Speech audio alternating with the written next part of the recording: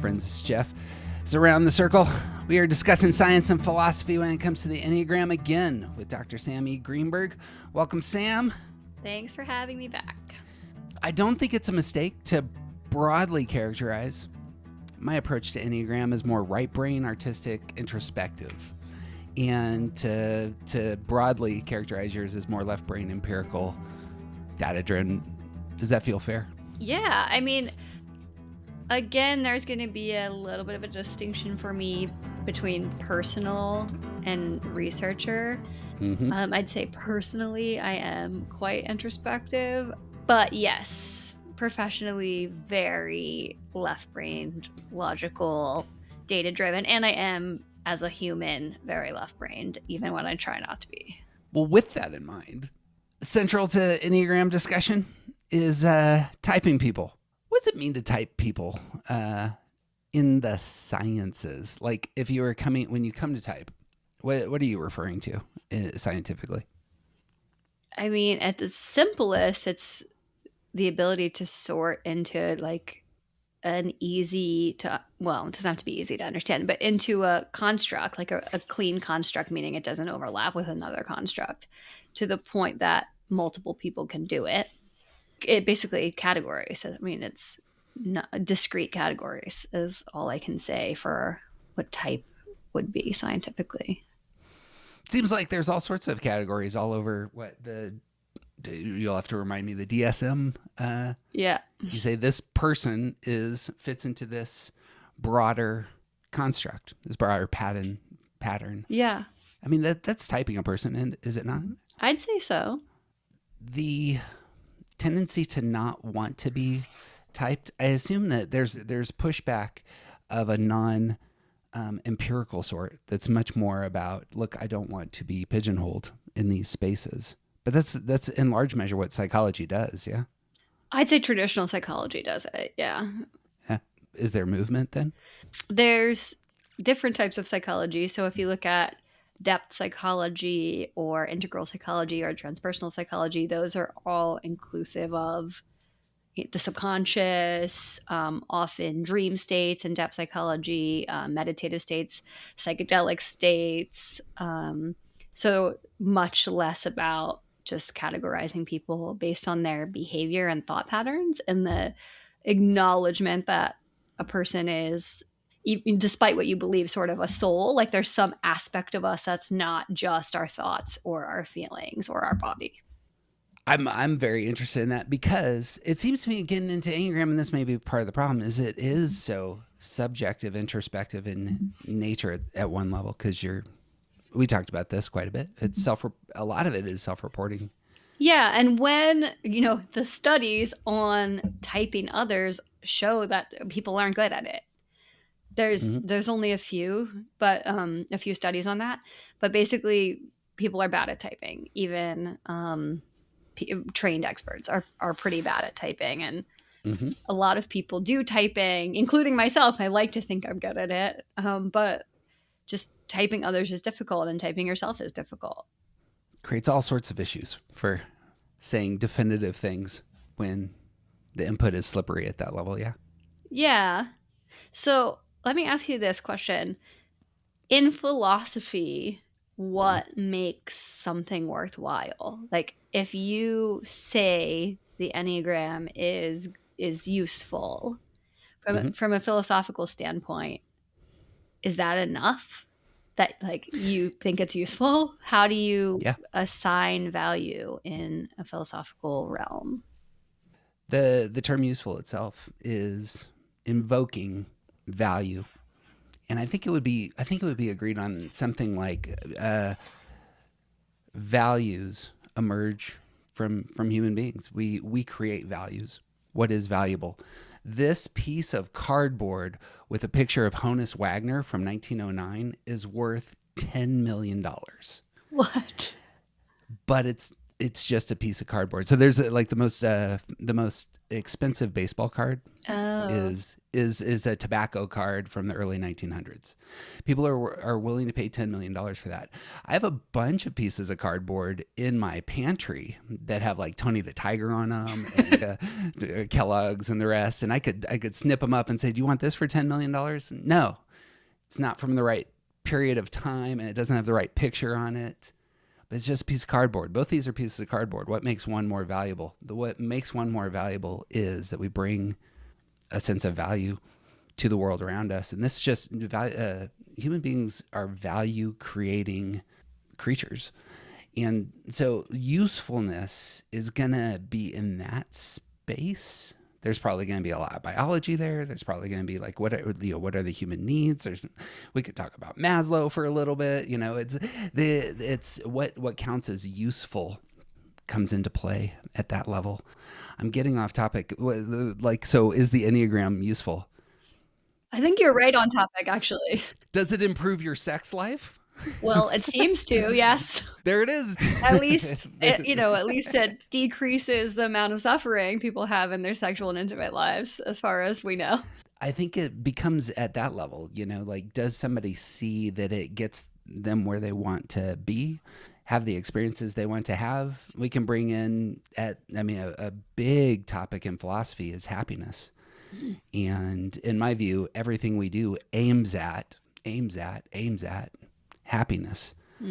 Now, we miss happiness all the time through bad choices, but we're aiming at something like what we think of as a inner sense of contentment, thriving, flourishing. And so usefulness would, in my view, like, be wrapped up in that. Usefulness as a target is, by the way, it's a philosophy called pragmatism. Something is valuable if it's pragmatic. There are absolutely so many other ways to glean truth. And I don't know that I feel like that does tie back into the Enneagram, because one of the other arguments I sort of use for it to be treated scientifically, even though people are skeptical, is this idea of face validity, which we were talking about, which is the idea that it appears on its face to be what it is. It appears on its face to, it's often used with measurement, to measure what it's supposed to measure. But in this case, I mean it as the Enneagram appeals to so many people and resonates for so many people as an accurate way of understanding themselves. Now, a lot of scientists would say, well, so does astrology, et cetera, like it doesn't matter. But actually, face validity is a construct in science. It's not the best way of measuring validity, but it is something. It is useful. So at what point do we sort of, as scientists, throw out the entire Enneagram as being not useful because it doesn't have enough construct validity or content validity or these other forms of validity yet, because we haven't studied it that much yet, when it has more face validity than a lot of the other personality typing systems that have been studied? The one that they often talk about, the big five, that it's five different types of traits, that has a lot of scientific validity for it, but it doesn't have as much just personal resonance for people. The idea of like, oh, are you conscientious or not? People are just like, but the Enneagram is really changing lives and it really does resonate. So I feel like from philosophy's standpoint, that matters. And from science's standpoint, it matters a little bit, but much less than other things. What do you think about all that? I think face validity gives you a lot of reason, energy, passion for pursuing certain ideas as being valuable at the levels that we're talking about. Yeah. That comes out of the human being who says, I think this is worthy of my time, interest, dedication of resources towards exploring. Like, all of that, again, is values. But the thing at the scientific, when we talk about scientific theory, many people will want to say that theories are proven, and they're not. Theories are never proven, they are always assumed. Theories can be disproven through anomalies. But like at the foundational level, you're just saying, look, this is the story I believe about reality. And when I employ this theory, when I employ this set of glasses, it makes sense of my experience. In any study, you don't ever prove your hypothesis. Yeah. You simply reject not the hypothesis. You reject the idea that it's disproven. So you reject disproving it, but you never prove it.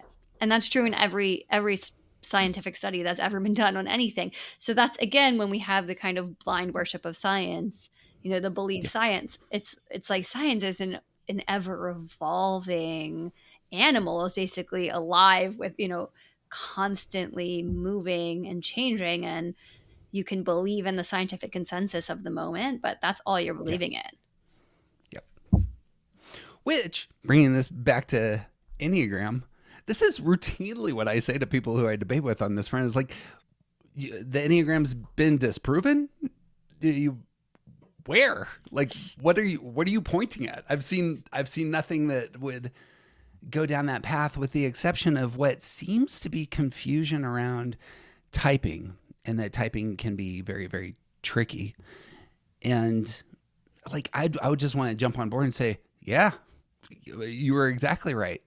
What do you think the very anti people that you are talking about here, that you debate, the very like Enneagram is pseudoscience people, what is the motivation? Because I often find them to be really like intense and angry, and I don't understand why. Like, I understand being, to take the astrology example again. Like, astrology's fun, but it's, there's obviously very little science behind it in terms of just, that doesn't mean it's wrong. It's not shown a lot through scientific lens. But if I say, oh, like, that's cool, I'm not really into that, I'm not angry. So why why do you think the Enneagram skeptic community, if you will, is so intense? There's an excellent meta level to this, that you're asking me about motivation when it comes to the skeptic. And so I can just, well, Enneagram says about motive X, Y, and Z. Do it. So many of the folks that seem to push back, the reason they push back is absolutely predictable given their type. Yes. So the last guy that I talked to about this, like, I wanted to say, look, here's the thing. You typed as a 5. I think that's entirely right. I could have told you your top 5 arguments coming into this debate beforehand, because I know what your motivation is, and I know what really gets you animated, and what scratches your itch and what doesn't. And that in and of itself is a great argument for the Enneagram, that your critique of the Enneagram is predictable. I love that so much. I was going to say it's so many 5s. I'm actually curious, and we probably have time. I'm curious what those different types, like, tell me your experience with their kind of top arguments. Yeah. The one skeptics are generally coming from a religious position, Mm-hmm. and they already have a framework for understanding the world. And it's clearly false. It's got a satanic symbol. It's too mystical. That would be the argument. It's too mystical. Mm-hmm. There are a lot of ones and threes, some and 7s will often want to pull in the history of the Enneagram and say, well, this guy in South America apparently was having these mystical experiences and writing them down, and that's where the Enneagram came from. And so clearly construction by demons. And you're like, okay, well, let's talk about that. Is that how we judge psychological theories? Is their origin points? It's a great question. A lot of 4s might push back hard because, again, box, don't want to be judged on that front. And that would be the primary reason that they're pushing back in a lot of their language. 8s don't want to be controlled sometimes in that same kind of way, and will be aggressive about. Okay. So some of the things that. What about for 5s? The 5s out there are just saying, where's the data? I'm already skeptical about psychology, says the 5. Yeah. but even more so, something that just doesn't have any of the research. And I And think, then as you've said, like, oh, well, I'll point you to the research. well, yeah, Yeah. sort of. I mean, it's burgeoning, but for fives, it's we really struggle to accept that there are ways of knowing or understanding or truth that are not even accessible through the brain, that you in fact have to go past beyond the brain to even access them. Fives Yeah. are really bad with that. So the idea that the Enneagram is an intuitive or, spiritually resonant truth is a really big stretch. So I think, I mean, that's one of the reasons it's important to keep building the science, is because people will come to it through that arena. But yes, fives gave me the hardest time when I was doing my study and was trying to recruit people. It's likewise the case, is it not, that you are bringing up a sphere of knowledge that they may not be very invested in or very competent in? And that in and of itself will be an obstacle to engagement and elevation, of potential validity. Just saying, look, I'm uncomfortable. I don't want, like, the five may say, I like may not want to talk about that, but just being ignorant in the best sense, like you just don't know, Yeah, is going to be an obstacle for a lot of fives. Yeah. I would think so. And that we have this idea that we can be an expert on anything. It's a really false idea. Like, we kind of think, like, if I just read enough books about brain surgery, like I could just be as good as that guy. And it's just not true. But we do think it. So we don't revere experts at all. We consider ourselves to be the experts on everything. Oh my God, it Mm-hmm. sounds absolutely so hubristic. I can't even stand myself right now. And so with the Enneagram, I think fives come to it and they're like, oh, this Enneagram thing, I'm going to do some research. And then they do some research. Well, one of the things about the Enneagram that I found is that it's like a skill set to differentiate good content from bad content on the Enneagram. Correct. And one of the sort of almost services I offer clients is saying, like, here's the really good stuff and here's how to find it. And if you just start Googling and chat GPTing shit, it's not actually that good. Yeah. People don't like to hear that. Fives especially don't like to hear that, because it's like, well, all knowledge is at my fingertips. I should be able to just become an expert myself. And it's actually quite difficult to do that quickly. And I think, all of that stuff comes up for fives when they're introduced. You'll notice the value judgments coming in. Here's good research. Here's bad research, Yes. and elevating what is worthy of our time and energies.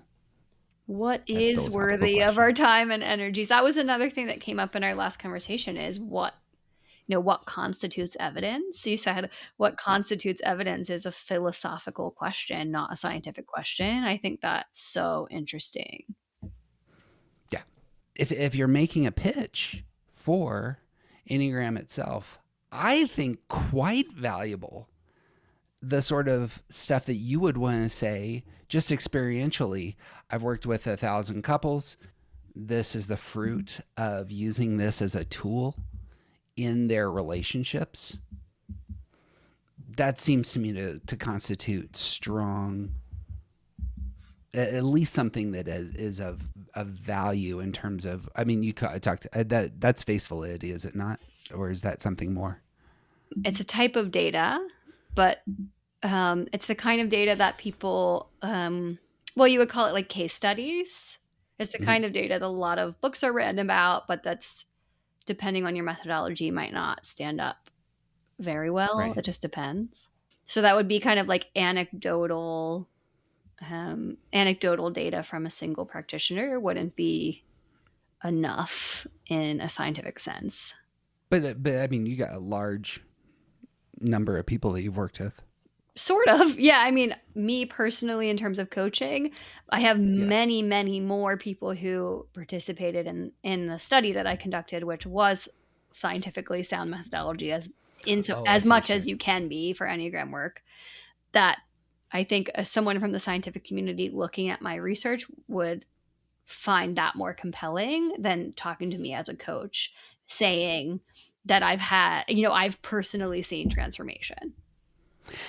Let me go a different road on this. It seems to me that the idea that I'm gonna solve my problems at work by talking with somebody about my relationship with my mom is ridiculous. On the face of it, that seems like a ridiculous claim, and yet apparently that's been a huge part of healthy psychology, is just getting a sense of your relationship with your parents and how that influenced you. Is that a That seems to question? me almost, well, it seems to me almost identical to like how one might think about Enneagram and what constitutes knowledge. You come in and you say, look, we're looking for patterns in terms of what motivates human beings. I think that there's generally 9 big patterns about motive. Talking about this and how it influences us ends up being something that's very difficult to systematize. And yet, when it's employed in lots of different contexts, for example, your sex life, the tool does work. That seems to me, so what counts as knowledge? It may not, that at least counts as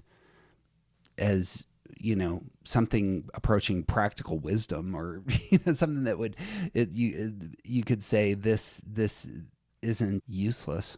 And again, that's what a huge percentage of the existing research on the Enneagram does. It's saying people used it, now their lives are better. And it's quite compelling. And I'm not sure why the scientific community doesn't think that in itself is compelling enough to support more research on it. But there's very little, in terms of, the scientific perspective, there's very little research on the Enneagram, period. There's, off the top of my head, I think less than 100 published studies on it.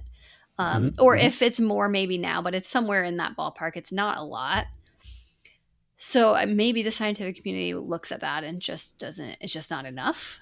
But you're absolutely right. I mean, it having notable impacts on people's lives is some type of evidence. Yep. And even, I suppose, as we're saying it, like even valuing the opinion of the scientific community outside of any study or evidences is itself a value judgment. And you kind of say, well, where is this scientific community? Can you point to the things that the scientific community, when they got together and collectively, 1,000, 10,000, 100,000 people all put their opinions into the same hat and said, no, this is what we say? That didn't happen. You're making assumptions, and you're making assumptions, and it's disingenuous. I'm about to go off on such a long rant, but Do it. there's so many conclusions from science that people do not want to hear. Right. So they just ignore them. And Mm-hmm. then they're saying like the scientific consensus. Well, the scientific consensus on, let's say, just like your standard pharmaceutical, like ibuprofen, those studies, they can cut all the outliers out. They only Mm-hmm. need something like a 5% effectiveness rate to say it's effective. So everyone assumes that, like, I'm not picking on ibuprofen specifically, I have no idea, but everyone assumes that that's a useful drug because the science says so. But actually, the science is taking all kinds of weird shortcuts. There's weird money stuff going on. Science is subject to the same biases that everything else in the world is. So a lot of people think that statistics, statistical studies, that that's objective. But when you run a statistical model, you as a scientist decide what you think is relevant when you run that model. And all of that is assumptions. And all of that is the bias of the researcher built in. So it's actually much more an art than people think. And the scientific consensus is a real thing in terms of, like, right now, the scientific consensus on X topic is this. Like, you can find that out, but True. that doesn't mean that there aren't dissenting studies that say different things. And it doesn't mean that it's not going to change a lot in 10 years. Like, you see this a lot with the parenting and child research. The scientific consensus on pacifiers, for example, I'm trying to pick the least controversial one of these, was very anti-pacifier in, I think, the 90s, and now it's very pro-pacifier. Like, it just completely flips. Mm. really frequently, like every 15, 20 years. So scientific consensus is real, but it's just not reliable. The just because there's scientific consensus that the Earth revolves around the sun doesn't mean that there's scientific consensus on every possible imaginable scientific question. Correct. I want to flip back to the idea of the professional self and personal self. This is something you brought up in our email together, and I just thought the distinction was really valuable, and it may really build on and land the plane for us in this conversation. I assume there's a tension between like research mode thinking and your lived interior experience, and that's worth naming, talking about.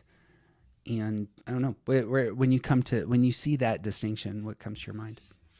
I don't feel tension. They often talk about fives being very excellent compartmentalizers, and I don't Mm. relate to that very much on its face. I'm sexual five, so maybe that's different a little bit because the sexual instinct is not at all a compartmentalizing instinct. However, when it comes to things like you're asking about now, like my internal world versus my external world, they're related enough because I'm lucky enough to be living, or doing a career that's really close to my passion. So my internal world and my external career world are similar. I feel no tension really between them. It's just that if I were asked a question by someone at a workshop or a talk, I would answer it through the best of my ability, which is going to be my scientific knowledge and then my clinical knowledge. So it would be something like, here's what the limited science says about this, and then here's my personal experience as a therapeutic coach. And if I'm working with Lindsay, who's a sex therapist, a licensed therapist, she would say, her clinical experience as a licensed professional. If I were asking myself the same question, the methods I would use to infer data or wisdom would be more varied. I still always actually look at the scientific consensus on almost anything that I'm thinking about, from what product to use to like everything. But that's not at all anymore my only way of discerning information. And I wouldn't just look at that and look at my coaching experience and how I've seen other people heal or anything like that. I would also, divining sort of spiritual wisdom for myself. But I can't do that for someone else, well, unless they ask me to specifically. Right. So I just think I do not feel a tension between them. I just feel that they're different. That's an excellent answer. I feel like that just showcases wisdom and competence and understanding that you can say, look, here's the external world and what's arguably verifiable, what's been put through all of the checks, and what can be said with some authority. Yeah. But that's not the entirety of the human experience. And this is how I come to the world in places that may not be testable, things that I see as valuable, and what strikes me as intuitively true and worthy. Those are two different spheres, and both those spheres, it seems to me, like in my experience, I think those are very valuable spheres. And I actually want to hear from people on the latter. Like I want to hear your intuitive gut on some of this, and let's see where that goes. Are you a fan of The Pit? Did you watch The Pit? No. It's a medical drama, like emergency room in Pittsburgh, and they're having this conversation about when it comes to medicine and how to deal with somebody in crisis, medical crisis. Like sometimes the surgeon needs to trust their gut on what the best course is. You have a deeply problematic situation, and there's three different options. How do you move forward in that space? It's interesting. Anyway, I love that because medicine in the modern era has become one of those things that people consider to be purely science. mm-hmm. And then you hear about things like the attitude of the doctor or the surgeon that day having a huge impact, or the, you know, the feeling state of the different people, or the intuition. And it's none of these things seem to be able to exist in a vacuum. We are presently just 2 blocks away. They're building a huge research building for, I forget the name of the medicine, but it's in essence, it's non-pharmaceutical medicine. Like, I'm a huge advocate for drugs that do the job, and like on a secondary front or in balance, there's so much to be said for your diet, your exercise patterns, your mental states that may do vastly more than a pill. We also have a lot of cultural hegemony around our way of doing medicine in the West, when we have Eastern cultures such as China that have thousands and thousands and thousands of years of developing a certain perspective on medicine that Western culture just totally rejects. So the idea of, we're like just on a random topic now, but the idea of complementary medicine is that you can try those things as well. You have all the wisdom of the world at your fingertips, and the idea that you should just go take a pill or see a surgeon, and that like your holistic mental health doesn't matter, and that these other ways of approaching it, maybe herbally or whatever, don't matter. Just doing people a disservice, I think. That strikes me as case in point here, in terms of, we started with, is the Enneagram useful? And the target is, for me, is happiness. But another way to say that is, are you internally healthy, whole, thriving, flourishing? And if I want to put a neat little bow on this, philosophy and science are inseparable. I think that's what we're seeing. Exactly right. Naming our biases when we come to that. That's what Enneagram is, and why it's valuable actually in this. It's not just do the sciences end up proving the Enneagram. It's actually bigger than that. It's worth asking what the motivation of those doing the studies is, and studying that. For me, it's a very meta level engagement of like, I really want to know why you are cranked up about doing X, Y, and Z. Do you want to sell back pain medication? You know, and is that where your research funding is coming from? Is like an obvious scapegoat. Is why the university, the independent university, the not-for-profit university is so important and valuable. Like, if you commoditize everything in our culture, we get really bad results. So, great. Blah, blah. That's a great point. See, all my opinions, Sam, out on the table. I like it. Let me tell you what else I think about our world right now. Sam, it's great having you as always. It's a delight and treasure to have you in conversation. So yeah, I'll look forward to our next engagement. See if this spurs anything in us moving forward. Yeah, hope to talk to you again. Where can they find you before you sign off? I am on Instagram at Enneagasm, ENNEA_GASM. I do mostly talk about sex, but also relationships, both as they overlap with the Enneagram, and my website's at EnneagramSexpert.com. Love having you. Look forward to next time. Talk to you soon.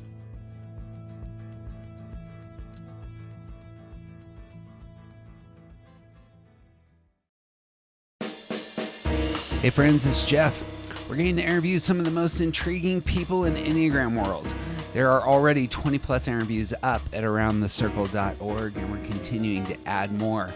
That site is where we're gathering and platforming all of our best work. Much of it is available for free. Katie Whitlock and I have been doing deep studies working through wings, stance, fear, anger, and shame in our Rewired series. I'm beginning to release chapters from my next Enneagram book, which I'm calling The Steps, for early review for your consideration.